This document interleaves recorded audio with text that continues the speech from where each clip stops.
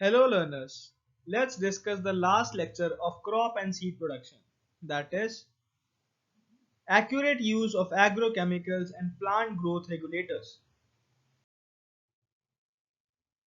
Agrochemicals.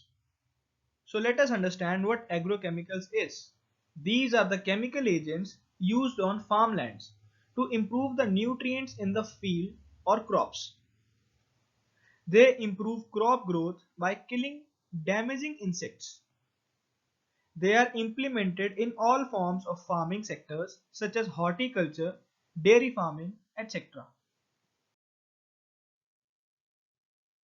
What is agrochemical pollution? Agricultural pollution is the biotic and abiotic waste products of agriculture that contribute to pollution. Food and drinking water may be polluted by agrochemicals and the human health may be at risk.